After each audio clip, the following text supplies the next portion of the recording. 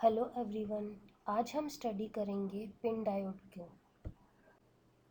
Pin diode एक special type of diode है, semiconductor diode, जिसमें एक अनडोप्ड इंट्रिंसिक सेमीकंडक्टर की लेयर होती है पी टाइप और एन टाइप सेमीकंडक्टर रीजन्स के बीच में। नॉर्मल पीएन जंक्शन डायोड और इसमें यही डिफरेंस होता है कि इसमें इंट्रिंसिक लेयर की वजह से एक एक्स्ट्रा रीजन क्रिएट हो जाता है।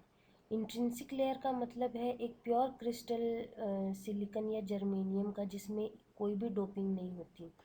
इंट्रिंसिक लेयर की विड्थ बहुत कम होती है, बिटवीन 10 to 200 माइक्रोन्स के बीच में इसकी रेंज होती है। पी टाइप और एन टाइप की लेयर जो होती है वो हेविली डोप्ड होती है, क्योंकि इनको ओमिक कॉन्टैक्ट्स के लिए यूज़ किया जाता है।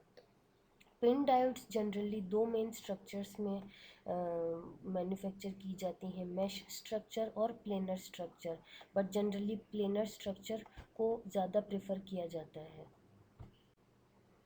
डायग्राम में हम देख सकते हैं पीएन जंक्शन डायोड का जो सिंबल होता है वही सेम पिन डायोड का भी होता है। और प्लेनर स्ट्रक्चर का कंस्ट्रक्शन कुछ इस तरीके से होता है कि पी प्लस मतलब कि हेविली डोप्ड पी रीजन और एन प्लस मतलब heavily doped N region. PIN diode का अगर हम ऑपरेशन देखें तो फॉरवर्ड बायस में जो होता है पिन डायोड का डिप्लीशन रीजन, जैसे कि नॉर्मल पीएन जंक्शन डायोड में होता है वैसे ही इसमें भी डिप्लीशन रीजन जो होता है वो रिड्यूस हो जाता है। इसकी वजह से करंट फ्लो होता है डायोड के थ्रू।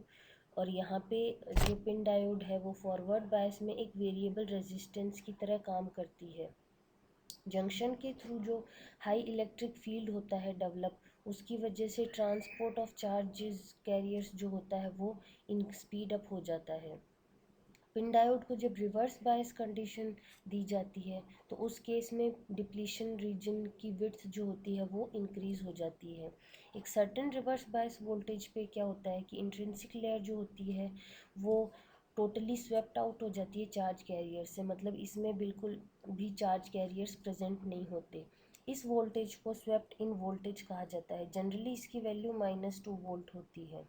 इस प्रॉपर्टी की वजह से पिन डायोड को स्विचिंग पर्पसेस के यूज़ में भी लिया जा सकता है, क्योंकि रिवर्स बायस में ये टोटली एक ऑफ कंडीशन में जो स्विच होता है उसकी तरह काम करती है।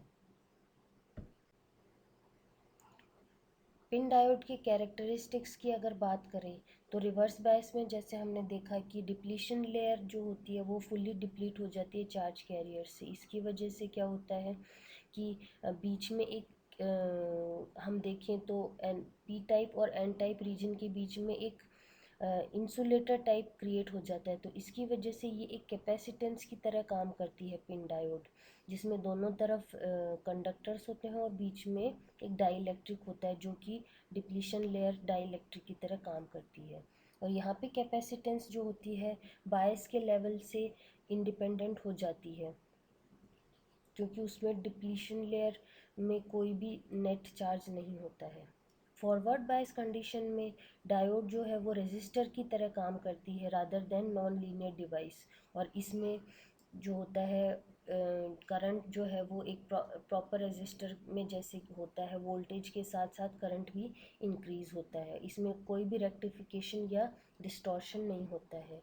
तो इस वजह से बायस वोल्टेज के साथ साथ इसकी भी वैल्यू इंक्रीज होती है करंट की भी, क्योंकि इसमें डिस्टॉर्शन नहीं होता है पिन डायोड में, इसलिए फॉरवर्ड बायस केस में इनको वेरिएबल रेजिस्टर्स और आरएफ स्विच की तरह भी यूज़ किया जा सकता है। अब अगर एप्लीकेशंस देखें तो जैसे हमने बात करी थी कि रिवर्स बायस में इसकी जो प्रॉपर्टी होती है फुल्ली डिप्लीटेड डिप्लीशन लेयर की, उसकी वजह से ये आरएफ स्विच की तरह भी काम किया जा सकता है, रेडियो फ्रीक्वेंसी स्विच। इसके अलावा ये हाई वोल्टेज रेक्टिफायर की तरह भी यूज़ किया जाता है। इंट्रिंसिक लेयर की वजह से क्या होता है कि पीएन जंक्शन के बीच में डिस्टेंस जो होती है वो बढ़ जाती है, और इसलिए वोल्टेज टॉलरेंस जो है वो भी बढ़ जाता है। और पिन डायोड को फोटो डिटेक्टर की तरह भी काम में लिया जा सकता है। यहाँ पे क्या होता है कि लाइट को इलेक्ट्रिक करंट में कन्वर्ट किया जाता है।